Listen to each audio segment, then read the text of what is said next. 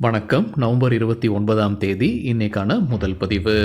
பங்குச்சந்தையில் நடந்த சில விஷயங்களை விரைவாக பார்க்கலாம். முக்கியமான தகவல், நான் செபி ரெஜிஸ்டர்ட் அட்வைசர் கிடையாது. நம்ம சேனல்ல இருந்து எப்போதுமே ஸ்டாக் ரெக்கமெண்டேஷன்ஸ் கிடையாது. யூடியூப் சேனல் மட்டும் இல்லைங்க, மற்ற சோஷியல் மீடியா பிளாட்ஃபார்மான இன்ஸ்டாகிராம், வாட்ஸ்அப், டெலிகிராம்ல இருந்து கூட நாம ஸ்டாக் ரெக்கமெண்டேஷன்ஸ் வழங்குவதில்லை. மேலும் பணத்தை வாங்கிட்டு எந்த சேவையும் வழங்குவது இல்லை. பல போலியான குரூப் இயங்கிட்டு இருக்கு. தயவு செய்து ஜாகிரதையாக இருங்க. இந்த வீடியோவில் காட்டக்கூடிய அனைத்து கம்பெனிகளும் வெறும் இன்ஃபர்மேஷனல் பர்பஸ்க்காக மட்டுமே முதலீடு செய்யுங்கன்னு சொல்கிற வீடியோ கிடையாது. எந்த ஒரு முதலீட்லையும் ரிஸ்க் இருக்கும். ரிஸ்க் புரியாமல் இன்வெஸ்ட் செய்யாதீங்க. ரிஸ்க் புரியலன்னா தயவு செய்து இன்வெஸ்ட்மெண்ட்டை தவிர்த்துருங்க. நம்ம ருபி டிரைவர் சேனலை ஆதரிக்கிற அனைத்து நல்ல உள்ளங்களுக்கும் நன்றி. சில இண்டிவிஜுவல் ஸ்டாக்ஸ் மற்றும் செய்திகள் விரைவாக பார்க்கலாம். நேற்று நவம்பர் 28ஆம் தேதி நிஃப்டி 1.5% வீழ்ச்சியை பார்த்துருக்கு. ஃபாரின் இன்ஸ்டிடியூஷனல் இன்வெஸ்டர்ஸ் 10,700 கோடி ரூபாய்க்கு வாங்கியிருக்கிறாங்க. 22,500 கோடி ரூபாய்க்கு விற்பனை நடத்தியிருக்கிறாங்க. ஒரு பெரிய அளவில் நெட் செல்லர்ஸாக இருந்திருக்கிறாங்க. நேற்று 11,700 கோடி ரூபாய்க்கு. டொமஸ்டிக் இன்ஸ்டிடியூஷன் இன்வெஸ்டர்ஸ் 17,600 கோடி ரூபாய்க்கு வாங்கியிருக்கிறாங்க. 8,900 கோடி ரூபாய்க்கு விற்பனை நடத்தியிருக்கிறாங்க. நெட் பையர்ஸாக இருந்திருக்கிறாங்க 8,700 கோடி ரூபாய்க்கு. ஆஸ்திரேலியா 16 வயசிற்கு உட்பட்ட குழந்தைகளை சோஷியல் மீடியாவிலேருந்து தடை செய்திருக்கிற சட்டத்தை இயக்கியிருக்கிறாங்க. மணி கண்ட்ரோல்லேருந்து கிடைத்த தகவல். சில தினங்களுக்கு முன்னாடி நம்ம செய்தி பார்த்துருந்தோம். இந்த மாதிரியான ஒரு மசோதாவை கொண்டு வராங்க. இப்போ அதை சட்டமாக மாற்றிருக்கிறாங்க. ஆஸ்திரேலியா 16 வயதிற்கு உட்பட்ட குழந்தைகளை இப்போ நீ சோஷியல் மீடியாவில் இருக்கக்கூடாதுன்னு முடிவெடுத்திருக்கிறாங்க. யூஎஸ் ஃபெடரல் ரிசர்வ் அடுத்த ரேட் கட் எப்போ பண்ணுவாங்க? டாய்ஷ் பேங்க் அவங்களுடைய ரிப்போர்ட்டில் கொடுத்துருப்பது சிஎன்பிசி டிவி 18 கிடைத்த தகவல் நமக்கு. அடுத்த 12 மாதம், அதாவது அடுத்த ஒரு மாதத்தில் ஒரே ஒரு ரேட் கட் தான் யூஎஸ் ஃபெடரல் ரிசர்வ் செய்ய போகிறாங்கன்னு டாய்ஷ் பேங்க் அவங்களுடைய கருத்தை தெரிவிச்சிருக்கிறாங்க. அதே போல் ரிசர்வ் பேங்க் ஆஃப் இந்தியா எவ்வளவு ரேட் கட் பண்ணுவாங்க? அடுத்த மீட்டிங் டிசம்பர் மாதத்தில் நடைபெற இருக்குது. டிசம்பர் 6ஆம் தேதி. அதில் ஏதாவது இன்ட்ரெஸ்ட் ரேட்டை குறைப்பாங்களா, இல்லை அவங்களுடைய ரேட்ஸ் அந்த எந்த மாற்றமும் செய்யாமல் அப்படியே விட்டுருவாங்க? 2025 முதல் பாதியில் முதல் இன்ட்ரெஸ்ட் ரேட் கட் ஆர்பிஐ பண்ணுவதற்கான வாய்ப்பு இருக்குன்னு சிஎன்பிசி டிவி 18 தகவல் கொடுத்திருக்கிறாங்க.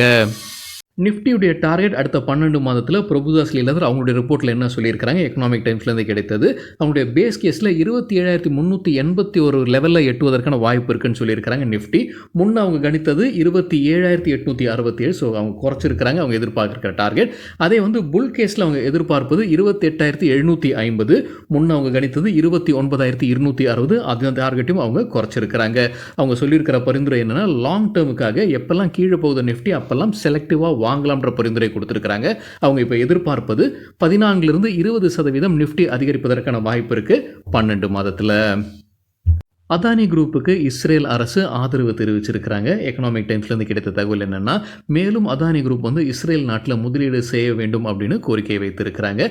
ஏற்கனவே யூஎஸில் அவங்க லஞ்சம் கொடுத்து ப்ராஜெக்ட்ஸை வாங்கியிருக்காங்கன்ற ஒரு குற்றச்சாட்டு இருந்துகிட்டு இருக்கு. அதற்கிடையே இப்போ இஸ்ரேல் அரசு ஆதரவு தெரிவித்திருப்பதாக எக்கனாமிக் டைம்ஸில் அப்டேட் கொடுத்துருக்கிறாங்க. கேரளா அரசு விழிஞ்சியம் போர்ட்டுடைய ஒப்பந்தத்தை அதானியுடனானது 5 ஆண்டிற்கு நீட்டிச்சிருக்கிறாங்க. மணி கண்ட்ரோல்லேருந்து கிடைத்த தகவல். முதல் ஃபேஸ் அடுத்த மாதம் அமலுக்கு வருது. அடுத்த 2வது ஃபேஸ் 3வது ஃபேஸ் 2028 முடிக்கப்படும் எதிர்பார்ப்பு இருக்குன்னு மணி கண்ட்ரோலில் தகவல் சொல்லியிருக்கிறாங்க. இப்போ இது கூடுதலாக 10,000 கோடி ரூபாய் அதானி குழுமம் கேரளாவில் முதலீடு செய்வதற்கான வாய்ப்பு இருக்குது. இந்த ஃபேஸ் 2 மற்றும் ஃபேஸ் 3க்கானது. என்எஸ்சி மற்றும் பிஎஸ்சி ஒரு ஒப்பந்தத்தில் வருவதற்கான வாய்ப்பு இருக்குது. செபி என்ன எதிர்பார்க்குறாங்க அப்படின்னா, என்எஸ்சி மற்றும் பிஎஸ்சி ஆல்டர்னேட்டிவ் ட்ரேடிங் வென்யூஸாக இருக்கணும் ஒவ்வொருத்தருக்கும் அப்படின்ற எதிர்பார்ப்பு செபி கிட்ட இருக்குன்னு மணி கண்ட்ரோலில் தகவல் சொல்லியிருக்கிறாங்க. அதாவது என்எஸ்சியுடைய ஆல்டர்னேட்டிவ் ட்ரேடிங் வென்யூ பிஎஸ்சியாகவும், பிஎஸ்சியுடைய ஆல்டர்னேட்டிவ் ட்ரேடிங் வென்யூ என்எஸ்சியாக இருப்பதற்கான ஒரு வாய்ப்புகள் இருக்குது. அது குறித்து செபி பேச்சுவார்த்தை நடத்திக்கிட்டு இருக்கிறாங்க என்எஸ்சி பிஎஸ்சி கிட்டன்னு மணி கண்ட்ரோலில் அப்டேட் கொடுத்துருக்குறாங்க. எல்ஐசி கிட்ட ஸ்டாக் எக்ஸ்சேஞ்ச் விளக்கம் கேட்டிருக்கிறாங்க. பத்திரிகையில் ஒரு செய்தி குறித்து. என்ன செய்தி? எல்ஐசி 50% ஸ்டேக் வாங்குறாங்க மணிப்பால் சிக்னா ஹெல்த் இன்சூரன்ஸ் கம்பெனிலன்ற செய்தி வெளியானது. இப்போ எல்ஐசி பதில் கொடுத்துருக்குறாங்க. இப்போதைக்கு தகவல் வெளியிடுற மாதிரி எதுவுமே அவங்க கைவசம் இல்லை. ஏதாவது இருக்கும் பட்சத்தில் சரியான நேரத்தில் வெளியிடப்படும்னு சொல்லியிருக்கிறாங்க Life Insurance Corporation of India. China, Mexico மற்றும் கேனடாவிலிருந்து வரக்கூடிய ப்ராடக்ட்ஸ்க்கு கூடுதலாக வரி விதிக்க போகிறாரு ட்ரம்ப் அப்படின்ற செய்தி நம்ம முன்னே பார்த்தது தாங்க. அது தொடர்பாக இப்போ மணி கண்ட்ரோலில் கூடுதல் தகவல் சொல்லியிருக்கிறாங்க. அப்படி செய்யும் பட்சத்தில் இந்தியாவில் இருக்கக்கூடிய செக்டர்ஸில் ஃபார்மா மற்றும் டெக்ஸ்டைல் செக்டர்ஸ் கூடுதலாக பயன்பெறுவதற்கான வாய்ப்புகள் இருக்குன்னு சொல்லியிருக்கிறாங்க. சைனாவிலேருந்து வரக்கூடிய ப்ராடக்ட்ஸுக்கு கூடுதலாக 10% வரியும், மெக்சிகோ, கனடாவிலேருந்து வரக்கூடிய ப்ராடக்ட்ஸில் 25% கூடுதலாக வரி விதிப்பதற்கான வாய்ப்புகள் இருக்குன்னு மணி கண்ட்ரோலில் தகவல் கொடுத்துருக்குறாங்க. அப்படி செய்யும் பட்சத்தில் மெக்சிகோ பதிலடி வழங்கும்னு மெக்சிகோடைய அதிபர் சொல்லியிருக்கிறாருன்னு அதே செய்தியில் சொல்லியிருக்கிறாங்க. இந்தியா யூஎஸ் இடையே இருக்கக்கூடிய ட்ரேட் வந்து வலுவானது. இந்தியாவுக்கு ஒரு பெரிய ட்ரேடிங் பார்ட்னராக யூஎஸ்ஏ இருந்துகிட்டு இருக்கிறாங்க. ஆனுவல் ட்ரேடுடைய மதிப்பு $190 பில்லியன். 2020 நிதியாண்டு மற்றும் 2024 நிதியாண்டு இடையே எவ்வளவு மர்ச்சன்டைஸ் யூஎஸ்க்கு ஏற்றுமதி செய்திருக்கோன்னு பார்க்கும்போது 46% அதிகரிச்சிருக்கு. எண்ணிக்கை $77.5 பில்லியன். மணிக்கும் $5 பில்லியன். அதே போல யூஎஸ்ஏலிருந்து இறக்குமதி செய்த எண்ணிக்கையும் அதிகரிச்சிருக்கு. $42.2 பில்லியன். 17.9% அதிகரிச்சிருக்கு யூஎஸ்இலிருந்து இறக்குமதி செய்த எண்ணிக்கை. பிஎம்எல் லிமிடெட் தரப்பு ஒரு அப்டேட் இருக்குது. நேற்று நம்ம செய்தி பார்த்துருந்தோங்க, ஒரு அப்டேட் கொடுத்துருந்தாங்க. சென்னை மெட்ரோ ரயில் கிட்டேருந்து 2500 கோடி ரூபாய் மதிப்பிற்கான கான்ட்ராக்ட் கிடச்சிருக்குன்னு இப்போ அதில் மாற்றம் கொண்டு வந்திருக்கிறாங்க. அது 2500 கோடி ரூபாய் மதிப்பிற்கான கான்ட்ராக்ட் இல்லை, அது 3658 கோடி ரூபாய் மதிப்பிற்கான கான்ட்ராக்ட்னு விளக்கம் கொடுத்துருக்காங்க பிஎம்எல் லிமிடெட். வர்தமான் டெக்ஸ்டைல்ஸ் தரப்பு ஒரு அப்டேட் இருக்குது. மத்திய பிரதேஷ் ஆலையில் விரிவாக்கம் செய்கிறாங்க. இப்போ என்ன உற்பத்தி திறனில் இருக்கிறாங்க?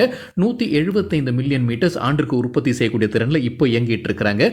கூடுதலாக 31 மில்லியன் மீட்டர் சேர்க்குறாங்க ஆண்டு ஒன்றிற்கு. இதற்காக 350 கோடி ரூபாய் முதலீடு செய்கிறாங்க. அடுத்த 2 ஆண்டில் இது முடிக்கப்படும் சொல்லியிருக்கிறாங்க வர்தமான் டெக்ஸ்டைல்ஸ். சுனிதா டூல்ஸ் தரப்பு ஒரு அப்டேட் இருக்குது. கம்பெனிக்கு ஒரு கான்ட்ராக்ட் கிடச்சிருக்கு. அதோடைய மதிப்பு 1.29 கோடி ரூபாய். யார்கிட்டதுன்றது சொல்லலை. அதே நபர்கிட்ட ஏற்கனவே ஒரு ஆர்டர் போய்கொண்டிருக்கு. 11.08 கோடி ரூபாய் மதிப்பிற்கான கான்ட்ராக்ட். இப்போ கூடுதலாக 1.29 கோடி ரூபாய் கான்ட்ராக்ட் கிடச்சிருக்குன்னு சொல்லியிருக்கிறாங்க Sunita tools limited. LTI Mindtree குறித்து எக்கனாமிக் டைம்ஸ்லேருந்து கிடைத்த தகவல். ஐடி செக்டரை சார்ந்த நிறுவனம் வீக்லி சார்ட்ஸில் cup and handle pattern form ஆயிருப்பதாக சொல்லியிருக்கிறாங்க. பிரேக் அவுட் நடக்கும் பட்சத்தில் வாங்கலாம், ஷார்ட் டேர்ம் ட்ரேடர்ஸ் வாங்கலாம்ன்ற பரிந்துரை கொடுத்துருக்காங்க. 6400 6450 இடையே அந்த பிரேக் அவுட் நடப்பதற்கான வாய்ப்பு இருக்குது. எதிர்பார்க்கிற டார்கெட் 7246. கொடுத்துருக்கிற கால அளவு அடுத்த 4 மாதங்கள். கப் அண்ட் ஹேண்டில் பேட்டர்னா என்ன அப்படின்னு நம்ம வேறொரு வீடியோவில் டீட்டெயிலாக பேசியிருக்கோம். அந்த வீடியோட லிங்க் இந்த வீடியோட டிஸ்கிரிப்ஷனில் இருக்குது. ஏயு ஸ்மால் ஃபினான்ஸ் பேங்க் தரப்பு ஒரு அப்டேட் இருக்குது. அவங்க பாரதி ஆக்ஸா லைஃப் இன்சூரன்ஸுடன் ஒரு ஒப்பந்தத்தில் வராங்க. பேங்க் அஷூரன்ஸ் பார்ட்னர்ஷிப்காகத்தான் இந்த ஒப்பந்தம். பேங்க் அஷூரன்ஸ் அப்படின்னா பாரதி ஆக்ஸா லைஃப் இன்சூரன்ஸுடைய ப்ராடக்ட்ஸை ஏயு ஸ்மால் ஃபினான்ஸ் பேங்க்குடைய வாடிக்கையாளருக்கு விற்பனை செய்யப்படும். அந்த பேங்க் அஷூரன்ஸ் பார்ட்னர்ஷிப்பில் வந்திருப்பதாக அப்டேட் கொடுத்துருக்குறாங்க. நேற்று லைஃப் இன்சூரன்ஸ் ஸ்டாக்ஸ் வந்து ஃபோக்கஸில் இருந்திருக்கு. மணி கண்ட்ரோல்லேருந்து கிடைத்த தகவல். சில லைஃப் இன்சூரன்ஸ் ஸ்டாக்ஸ் வீழ்ச்சியும் பார்த்துருக்கு. என்ன காரணம் சொல்லியிருக்கிறாங்க மணி கண்ட்ரோல்னா, ஐஆர்டிஐ வந்து சில விதிகளை மாற்றுவதற்கான வாய்ப்பு இருக்குது. குறிப்பாக பேங்க் அஷூரன்ஸ் ரிலேட்டடான விதிகளை மாற்றுவதற்கான வாய்ப்பு இருக்குன்னு பத்திரிகையில் செய்தி வெளியானது. அதிகாரப்பூர்வ அறிவிப்பு எதுவும் வரல. அதனால இன்சூரன்ஸ் ஸ்டாக்ஸ் நேற்று விற்பனையில் உள்ளானதுன்னு மணி கண்ட்ரோலில் அப்டேட் கொடுத்துருக்குறாங்க. ஐஆர்டிஐ எந்த விதியை மாற்றுவதற்கான வாய்ப்பு இருக்குன்ற அந்த விளக்கம் பார்க்கும்போது, இப்போ ஒரு கம்பெனி, இன்சூரன்ஸ் கம்பெனி இருக்குது. அவங்களுடைய பேரண்ட் பேங்க் கம்பெனி கிட்டேருந்து வரக்கூடிய பிஸ்னஸ் உடைய ஷேர் வந்து ஒட்டுமொத்த பிஸ்னஸில் 50% மட்டுமே இருக்க வேண்டும்ன்ற கேப் கொண்டு வருவதற்கான வாய்ப்பு இருக்குன்னு சொல்லியிருக்கிறாங்க. உதாரணத்திற்கு HDFC லைஃப் இன்சூரன்ஸ் இருக்குன்னா அவங்களுடைய பேரண்ட் கம்பெனி வந்து HDFC bank. So HDFC bank வழியாக வரக்கூடிய அவங்களுடைய பிஸ்னஸ், அதுதான் அந்த பேங்க் அஷூரன்ஸ் வழியாக வரக்கூடிய பிஸ்னஸ் வந்து அவங்களுடைய ஒட்டுமொத்த பிஸ்னஸ்லேருந்து 50% மட்டுமே இருக்க வேண்டும்ன்ற ஒரு கேப்பை ஐஆர்டிஐ கொண்டு வருவதற்கான வாய்ப்பு இருக்குன்னு மணி கண்ட்ரோலில் சொல்லியிருந்திருக்கிறாங்க. அதனால சில இன்சூரன்ஸ் கம்பெனிகளுடைய ஸ்டாக்ஸ் வந்து நேற்று ஒரு வீழ்ச்சியை பார்த்துருக்குன்னு மணி கண்ட்ரோலில் அப்டேட் கொடுத்துருக்குறாங்க. HDFC லைஃப், மேக்ஸ் லைஃப் மற்றும் SBI லைஃப். HDFC லைஃபுடைய பேரண்ட் வந்து HDFC பேங்க். அதே போல் மேக்ஸ் லைஃப் வந்து மேக்ஸ் ஃபினான்ஷியல்ஸ் இருக்குது. ஆக்சிஸ் பேங்க்கும் அதில் ஒரு ஸ்டேக் ஹோல்டராக இருக்கிறாங்க. எவ்வளோ சதவீதம்னு தெரியலிங்க, 20% நினைக்கிறேன். இன்னொரு முறை சரி பார்க்க வேண்டும். SBI லைஃப் இன்சூரன்ஸுடைய பேரண்ட் வந்து SBI. ஸோ இவங்க கிட்டேருந்து இப்போ எவ்வளோ சதவீதம் வருது பிஸ்னஸ்ன்னு பார்க்கும்போது 85% 95% பிஸ்னஸும் அவங்களோட பேரண்ட் பேங்க்லேருந்து தான் வந்துகிட்டு இருக்கு. அதனால் இந்த ஸ்டாக்ஸ் எல்லாமே நேற்று ஒரு வீழ்ச்சியை பார்த்துருந்தது. இதற்கு மாறாக ICICI Prudential நேற்று க்ரீனில் க்ளோஸ் ஆயிருக்கு. அதற்கு என்ன காரணமாக இருந்திருக்கலாம்னா, அவங்களுடைய பேரண்ட் ICICI பேங்க், அவங்க வழியாக வரக்கூடிய பிஸ்னஸ் வந்து 50% மட்டுமேனு மணி கண்ட்ரோலில் விளக்கம் கொடுத்துருக்குறாங்க. இந்த செய்திக்கு பிறகு HDFC லைஃப் இன்சூரன்ஸ் தரப்பு வந்து ஒரு ப்ரெஸ் ரிலீஸ் வெளியிட்டிருக்கிறாங்க. இது தவறான செய்தின்னு சொல்லியிருக்கிறாங்க. IRDA அந்த மாதிரி எந்த விதியும் மாற்ற போகிறதில்ல. அந்த மாதிரி மாற்றுறாங்கன்னா அவங்கள மாதிரியான கம்பெனிக்கிட்ட அவங்க இது குறித்து கருத்து கேட்டிருப்பாங்க. அதனால் இப்போதைக்கு அது தவறான செய்தின்னு HDFC life insurance press release வெளியிட்டிருக்கிறாங்க. அதே போல் ஒரு ப்ரெஸ் ரிலீஸ் SBI லைஃப் இன்சூரன்ஸும் வெளியிட்டிருக்கிறாங்க. ஓரியண்டல் ரயில் இன்ஃப்ராஸ்ட்ரக்சர் தரப்பில் வந்து ஒரு அப்டேட் இருக்குது. அவங்களுக்கு இந்தியன் ரயில்வேஸ் கிட்ட வந்து ஒரு கான்ட்ராக்ட் கிடச்சிருக்கு. அதோடைய மதிப்பு 2.2 கோடி ரூபாய். ரயில்வேஸ் அந்த ட்ரெயின்ஸ்க்கு சீட்ஸ் வழங்கக்கூடிய ஆர்டர் இதுன்னு சொல்லியிருக்கிறாங்க ஓரியண்டல் ரயில் இன்ஃப்ராஸ்ட்ரக்சர். கொச்சின் ஷிப்யார்ட் குறித்து மணி கண்ட்ரோல்லேருந்து கிடைத்த ஒரு தகவல். கடந்த 4 நாட்களாக அப்பர் சர்க்கியூட்டை எட்டிட்டு இருக்கு கம்பெனியுடைய ஷேர் பிரைஸ். இதற்கு முன்னாடி அவங்க பீக்லேருந்து 50% வீழ்ச்சியை பார்த்தது. ஆனால் கடந்த 4 நாட்களாக அப்பர் சர்க்கியூட்டை எட்டிட்டு இருக்குன்னு மணி கண்ட்ரோலில் அப்டேட் கொடுத்துருக்காங்க. கம்பெனியுடைய மார்க்கெட் கேபிடலைசேஷன் 41,500 கோடி ரூபாயை கடந்திருக்கு. ஸ்டாக்ஸ் பாக்ஸ் என்ன சொல்லியிருக்கிறாங்க, அவங்க எதிர்பார்க்கிற டார்கெட் மேலும் 15% 18% அதிகரிப்பதற்கான வாய்ப்பு இருக்குது அடுத்த ஒரு ஆண்டில். அவங்க சொல்லியிருக்கிற முக்கிய காரணம் என்னென்னா, இந்திய அரசு உள்ளூரில் டிஃபென்ஸ் ஸ்டாக்ஸ்க்கு செலவு கூடுதலாக செய்ய இருக்கிறாங்க. 60-75% கூடுதலாக செலவு செய்ய இருப்பதாக சொல்லியிருக்கிறாங்க. அதாவது 20-25 பில்லியன் US ஆண்டு ஒன்றிற்கு அவங்க செலவு செய்ய இருக்கிறாங்க டிஃபென்ஸ் கேப்பபிலிட்டிஸை அதிகரிப்பதற்காக. அது ஒரு முக்கிய காரணமாக சொல்லியிருக்கிறாங்க. ஃபைன் ஆர்கானிக் இண்டஸ்ட்ரீஸ் தரப்புல அப்டேட் இருக்குது. இந்த ஆண்டு ஜனவரி மாதத்தில் மகாராஷ்டிராவில் தீ விபத்து ஏற்பட்டிருந்தது. அதனால் உற்பத்தி பாதிப்பு இருந்ததுங்க. இப்போ மறுபடியும் உற்பத்தியை துவங்கி இருக்கிறாங்க. நேற்று நவம்பர் 28 இயல்புக்கு திரும்ப இருப்பதாக அப்டேட் கொடுத்துருக்காங்க fine organic industries. Mirae Asset financial group குறித்து எக்கனாமிக் டைம்ஸ்லேருந்து கிடைத்த ஒரு தகவல். அவங்க ஷேர்கான் நிறுவனத்தை வாங்குறாங்க. ஷேர்கான் நமக்கு தெரியும் புரோக்கிங் பிஸ்னஸில் இருக்கிறாங்க. முக்கியமாக அதை அவங்க டேக் ஓவர் பண்ணுறாங்க Mirae Asset financial group. Angel One குறித்து மணி கண்ட்ரோல்லேருந்து கிடைத்த ஒரு தகவல். மோத்திலால் ஓஸ்வால் கொடுத்திருக்கிற டார்கெட் 3600 ரூபாய், 24% அதிகரிப்பதற்கான வாய்ப்பு இருக்குது. பிசி ஜுவல்லர்ஸ் ரெக்கார்ட் டேட் அறிவிச்சிருக்கிறாங்க. ஸ்டாக் ஸ்பிளிட்டுக்கான ரெக்கார்ட் டேட் டிசம்பர் 16 ஸ்டாக் ஸ்பிளிட்டுக்கான பின்னணி 10 ரூபாய் இருக்கக்கூடிய ஃபேஸ் வேல்யூ 1 ரூபாயாக மாற்றுறாங்க. அது முன்னவே அறிவித்தது தான். அதற்கான ரெக்கார்ட் டேட்டை இப்போ வெளியிட்டிருக்கிறாங்க. HBL பவர் சிஸ்டம்ஸ் மற்றும் கர்னிக்ஸ் மைக்ரோ சிஸ்டம்ஸ் ஃபோக்கஸில் இருப்பதற்கான வாய்ப்பு இருக்குது மணி கண்ட்ரோல்லேருந்து கிடைத்த தகவல். மத்திய ரயில்வே துறை அமைச்சர் ஒரு அப்டேட் கொடுத்துருக்கிறாரு. கவச் சிஸ்டமுடைய அடுத்த கட்ட திட்டத்தை குறித்து அவர் அப்டேட் வெளியிட்டிருக்கிறாரு. அதனால் இந்த ஸ்டாக்ஸ் பயன்பெறுவதற்கான வாய்ப்பு இருக்குன்னு மணி கண்ட்ரோலில் தகவல் கொடுத்துருக்குறாங்க. இமாமி ரியாலிட்டி தரப்பு அப்டேட் இருக்குது. அவங்களுடைய அடுத்த ப்ராஜெக்ட்ஸ் குறித்தான அப்டேட். 22 மில்லியன் ஸ்கொயர் ஃபீட் ப்ராஜெக்ட்ஸை அவங்க செய்ய இருக்கிறாங்க. அதில் ரெசிடென்ஷியலும் இருக்குது, கமர்ஷியலும் இருக்குது. இது வழியாக 15,000 கோடி ரூபாய் வருவாய் கிடைப்பதற்கான வாய்ப்பு இருக்குது. எவ்வளவு முதலீடு செய்ய இருக்கிறாங்க? 10,000 கோடி ரூபாய் கிட்டத்தட்ட அவங்க முதலீடு செய்ய இருக்கிறாங்க. எந்தெந்த மாநிலங்களில்? தமிழ்நாடு, ஒடிசா, ஜார்க்கண்ட் மற்றும் உத்தரப்பிரதேஷில். ஆபாட் இந்தியா தரப்புல அப்டேட் இருக்குது. குழந்தைகளுக்கான வேக்சினை அறிமுகம் செய்கிறாங்க. நியூமோகாக்கல் பாக்டீரியல் இன்ஃபெக்ஷன்ஸ்க்கான வேக்சின் இதுன்னு சொல்லியிருக்கிறாங்க ஆபாட் இந்தியா. டிக்ஜாம் தரப்புல அப்டேட் இருக்குது. கம்பெனியுடைய ஒரு ப்ரொமோட்டரான Finquest financial solutions offer for sale வழியாக அவங்களுடைய சில ஷேர்ஸை விற்பனை செய்கிறாங்க. 30 லட்சம் ஈக்விட்டி ஷேர்ஸை விற்பனை செய்கிறாங்க. அதாவது 15% ஈக்விட்டி ஷேர்ஸை விற்பனை செய்கிறாங்க. நவம்பர் 29 இன்னைக்கு நான் ரீட்டைல் கேட்டகரி சார்ந்த இன்வெஸ்டர்ஸ் பங்கெடுத்துக் கொள்ள முடியும். டிசம்பர் 2 ரீட்டைல் கேட்டகரி சார்ந்த இன்வெஸ்டர்ஸ் பங்கெடுத்துக் கொள்ள முடியும்.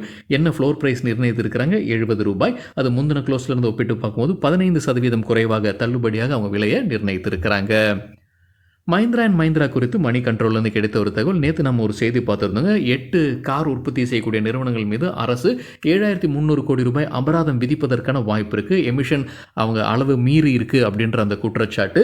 குறிப்பாக ஹுண்டை அவங்களுடைய லாபத்திலேருந்து 60% கிட்டத்தட்ட அபராதமாக கட்டுவதற்கான வாய்ப்புகள் நல்ல செய்தி நம்ம பார்த்துருந்தோம். அதில் மஹிந்திராவோட பேரும் இருந்தது. இப்போ மஹிந்திரா விளக்கம் கொடுத்துருக்குறாங்க. அது தவறான செய்தி, அந்த மாதிரி எதுவுமே கிடையாதுன்னு மஹிந்திரா அண்ட் மஹிந்திரா அப்டேட் கொடுத்துருக்குறாங்க. டாக்டர் ரெட்டிஸ் தரப்புல அப்டேட் இருக்குது. ஜெர்மனியில் இருக்கக்கூடிய 2 சப்சிடரிஸ்க்கு அபராதம் விதிச்சிருக்கிறாங்க. அங்கே சில விதிகளை சரியாக பின்பற்றன்ற குற்றச்சாட்டில் 2 நிறுவனங்கள், சப்சிடரி நிறுவனங்கள் மீது அபராதம் விதிக்கப்பட்டிருக்கு. ஐடி கான்ஸ் சொல்யூஷன்ஸ் தரப்புல அப்டேட் இருக்குது. மினிஸ்ட்ரி ஆஃப் டிஃபென்ஸ் கிட்டேருந்து ஒரு ஆர்டர் கிடச்சிருக்கு. அதோடைய மதிப்பு 5.7 லட்சம் ரூபாய். டைகர் லாஜிஸ்டிக்ஸ் அவங்களுடைய ஏற்கனவே இருக்கக்கூடிய கஸ்டமர்ஸுடைய அக்ரிமெண்ட்டை மறுபடியும் புதுப்பிச்சிருக்கிறாங்க. எந்தெந்த கஸ்டமர்ஸ்ன்ற பெயர் வெளியிட்டிருக்கிறாங்க?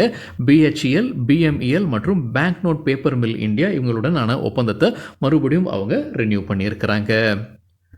கெய்னர்ஸ் வித் ஹை வால்யூம் பட்டியலை விரைவாக பார்க்கலாம். இது நேற்றுக்கான டேட்டா. ஹை வால்யூம்னு எப்படி சொல்கிறோன்னா, நேற்று வால்யூமுடன் கடந்த 10 நாளைக்கான ஆவரேஜ் வால்யூமை ஒப்பிடும்போது 100%க்கு மேலே இருக்கிற சில ஸ்டாக்ஸ் கெய்னர்ஸ்ன்னு சொல்லும்போது நேற்று ஷேர் ப்ரைஸ் அதிகரித்திருக்க வேண்டும்.